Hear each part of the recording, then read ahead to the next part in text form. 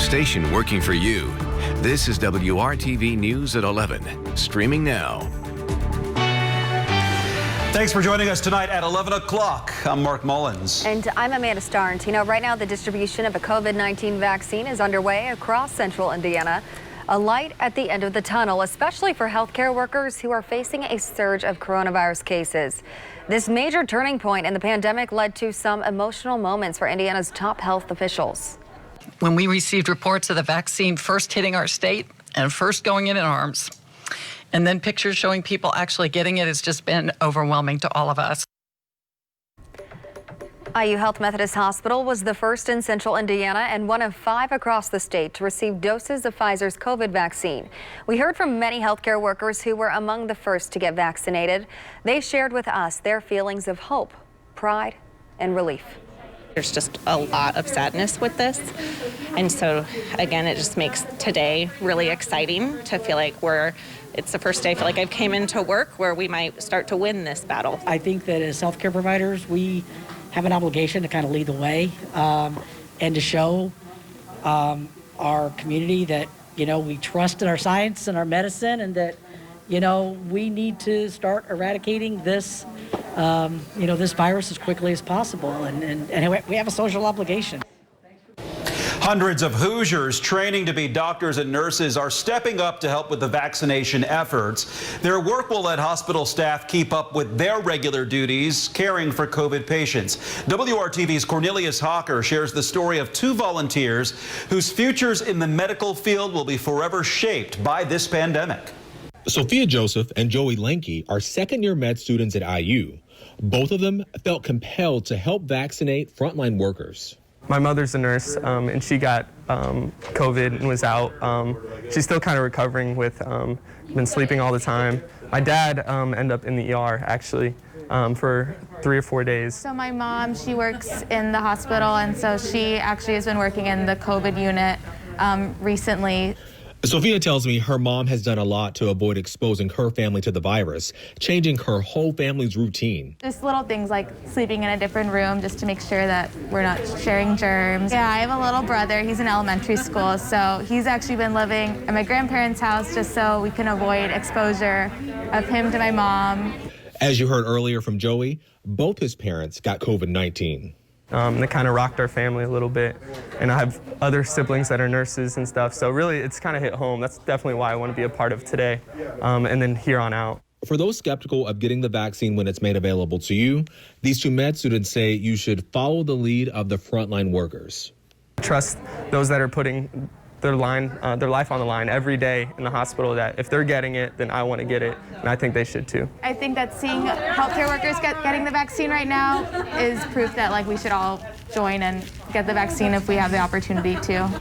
Working for you, Cornelius Hawker, WRTV.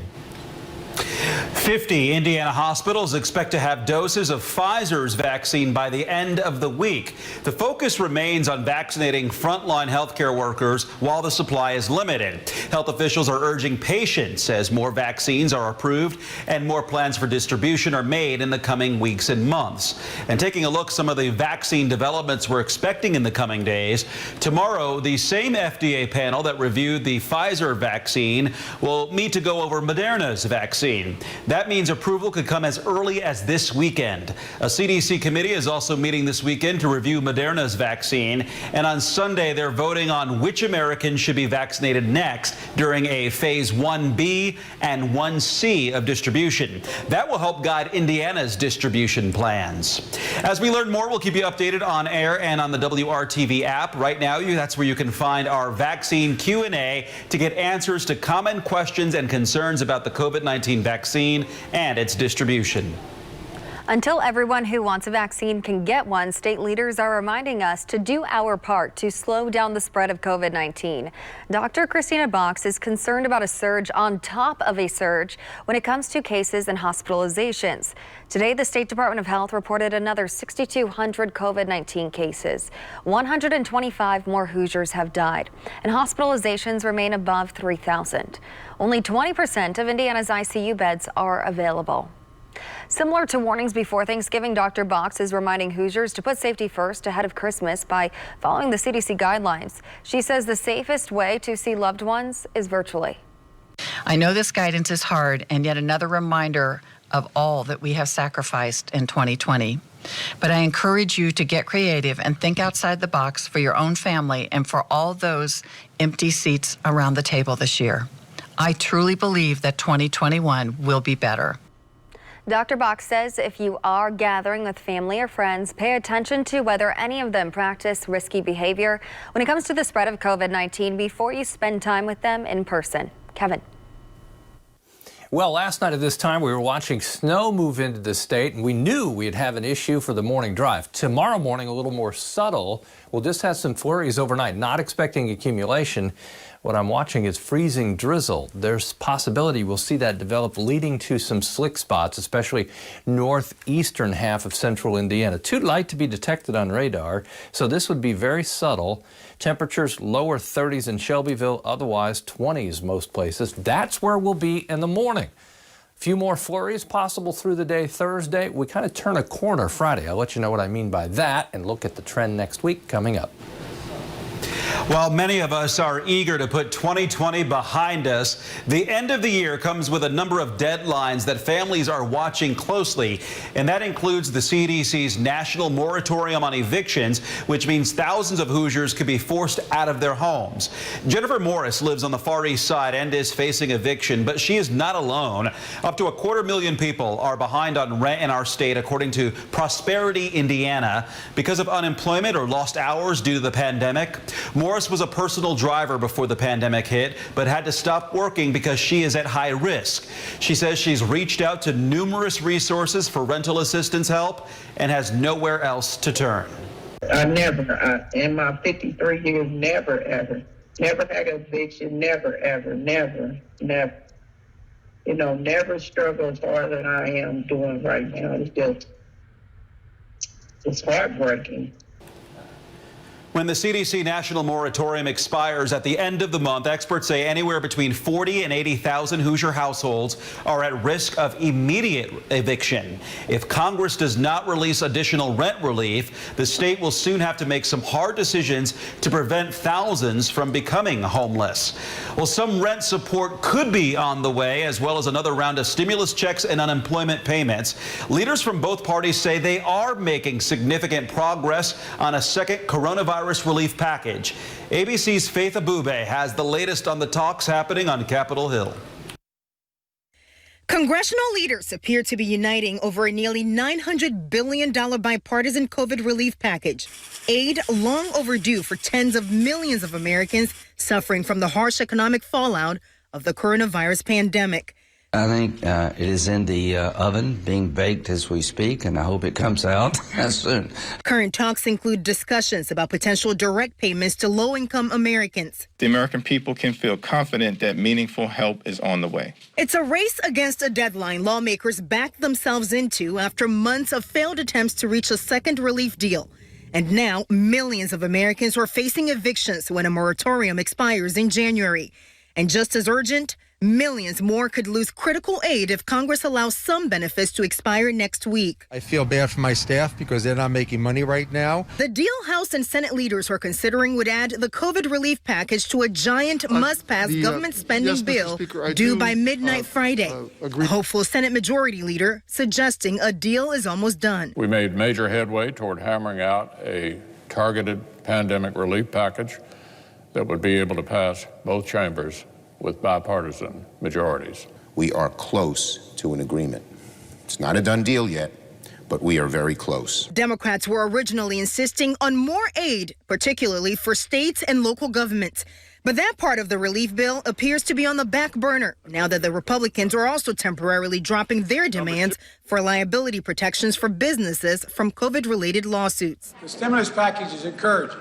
I compliment on the bipartisan group on working together to get it done.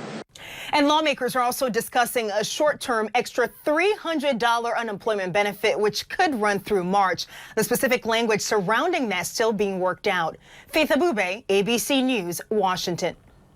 Working toward representation, a new program is tapping into statewide talent to get involved in politics.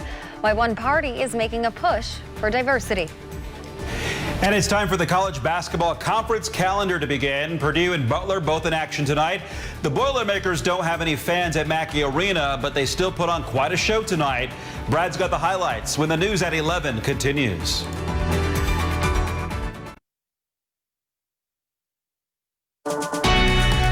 From the station working for you, this is WRTV News at 11, streaming now. Indiana's GOP is looking for ways to make sure the Republican Party and Indiana's elected leaders are truly representative of the people they serve. The party announced over the summer a program to boost diversity and elevate minority leaders. WRTV's Cameron Riddle introduces us to two women who are participating and what the program hopes to achieve.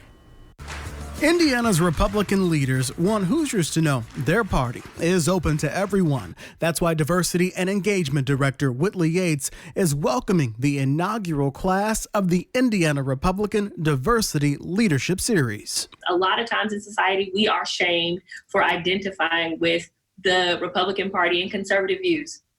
For some reason, it seems as though based upon the color of our skin, that our allegiance belongs in a different place. The goal of the Diversity Leadership Series is simple: increase the engagement of Black and brown Hoosiers in Indiana's GOP, a party that Yates says is a welcoming place for people of color. We should be at all tables and be palatable decision makers on all sides of the coin, right? There should be balance in everything. More than a dozen Hoosiers are getting involved, some of them familiar faces and names from multiple sectors. Among them is an Air Force veteran and entrepreneur, Tiffany Ditfelson, and cybersecurity company owner, Tasha Phelps. They say it's time for people of color to play a bigger role in the party that controls much of the state's politics. I want to be able to recommend people for this program and build a networking coalition of minority Republicans who are able, ready, and prepared to run for office. For Ditfelson, Republican politics caught her attention more than 20 years ago.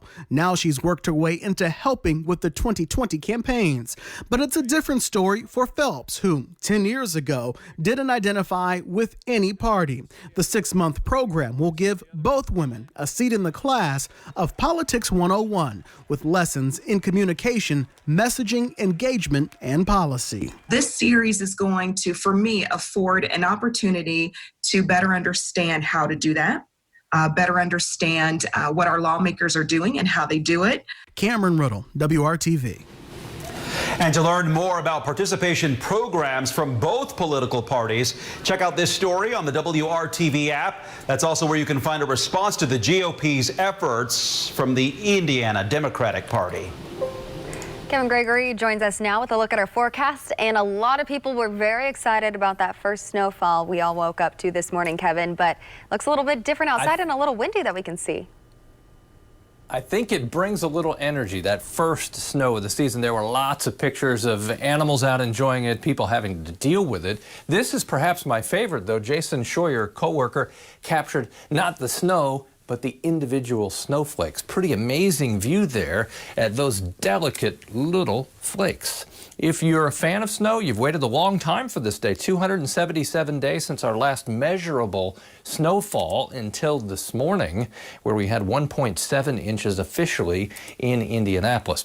Want to show you the big picture of the storm system in the Northeast. Big snowstorm, Philadelphia to New York City to Boston, and lots of wind there with a foot of snow or more in spots. Come all the way back to the west into the Hoosier State. We've just got some trapped moisture. Not a lot to work with, but enough for some flurries, perhaps some patchy drizzle. Temperatures tomorrow, Friday, still on the cool side. Look what happens. We'll make a big jump early next week. Temperatures will move into the upper 40s, close to 50 by Monday. Tomorrow, temperature really doesn't go anywhere. Lots of clouds through the day. We struggle to get above the freezing mark. Mostly cloudy, 33 or so for the afternoon high. There's all the gray of cloud cover, and you see some patches of blue.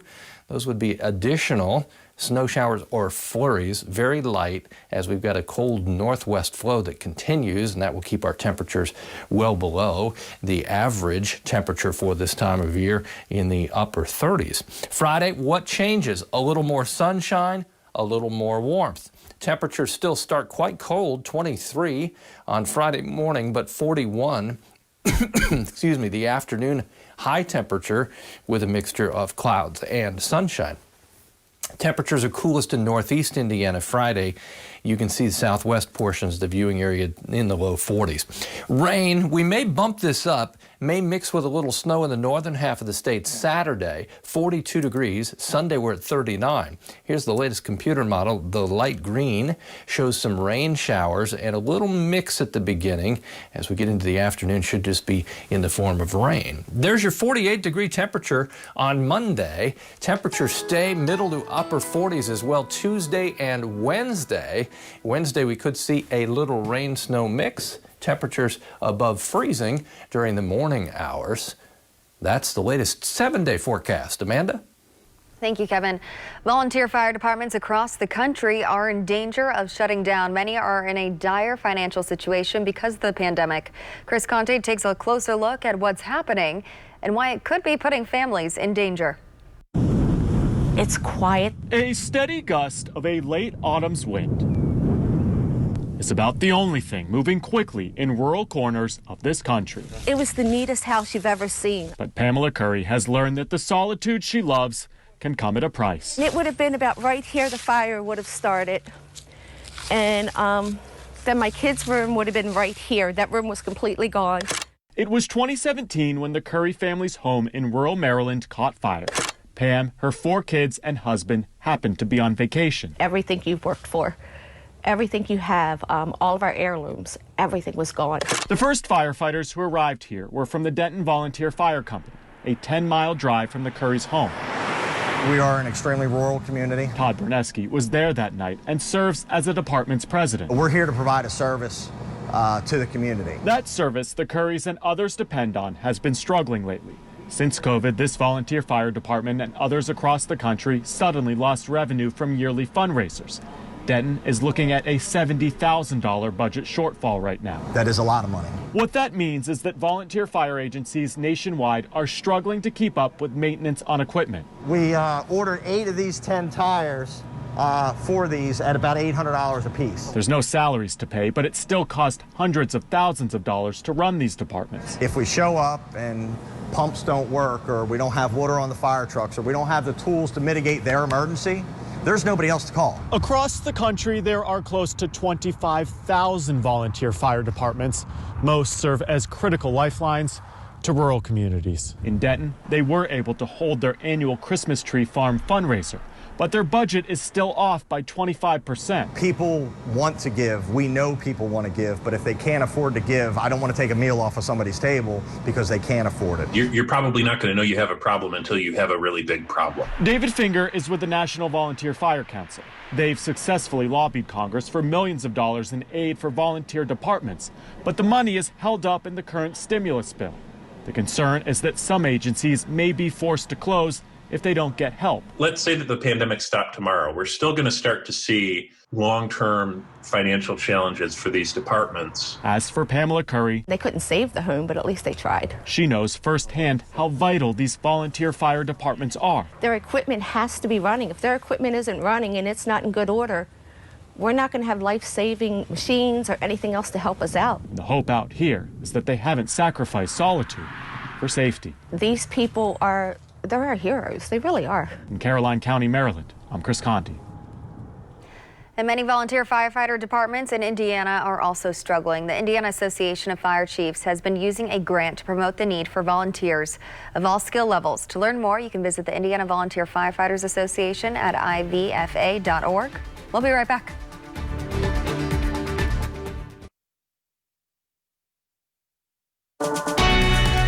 From the station working for you, this is WRTV News at 11, streaming now. It had been 3 weeks since Butler's last game. Most of that was spent on hold after positive COVID cases on the team, but the Big East schedule doesn't wait. Butler at Villanova to open the conference calendar. BU got off to a solid start thanks to some hot shooting from Jair Bolden. A pair of early threes gave the Bulldogs a 7-point advantage. Another of the newest dogs getting in on the action. Freshman Chuck Harris got the start as Butler adjusted their lineup due to some absences. He scored 12. Aaron Thompson closed out the first half with 2 of his 14 points. Thompson also had 6 assists in the game. Butler was down by 7 at the half. Thompson went down late in the game with an injury. The team was unsure afterwards, though, just how significant that might be going forward. Villanova continued to take control in the second half, a 44-32 edge after the break. The Cats shot 50% from the field. They had just 6 turnovers. A depleted lineup, a bit much for Butler to overcome as they go down 85-66.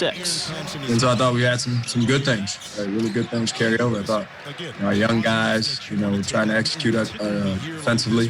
Villanova really tests your discipline. So that's always a challenge. I don't care if you practice every day. You're gonna get your discipline tested.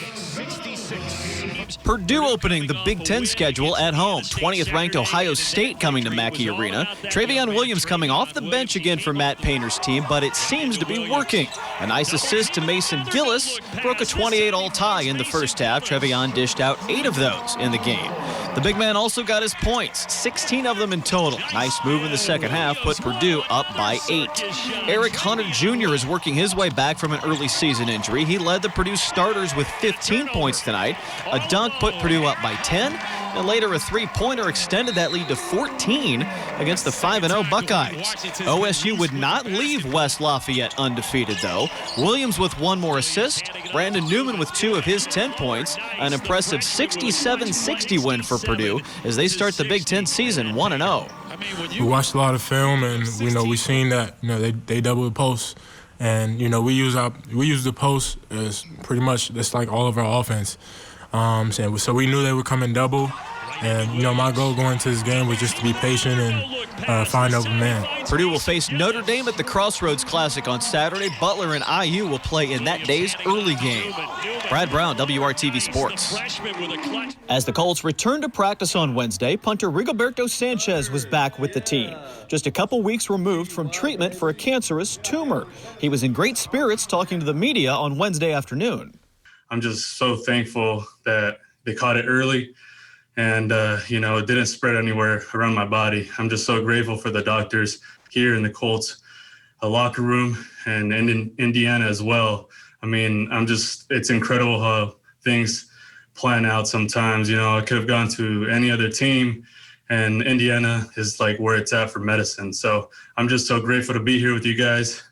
It's amazing to be back. The Colts host the Texans on Sunday. Brad Brown, WRTV Sports.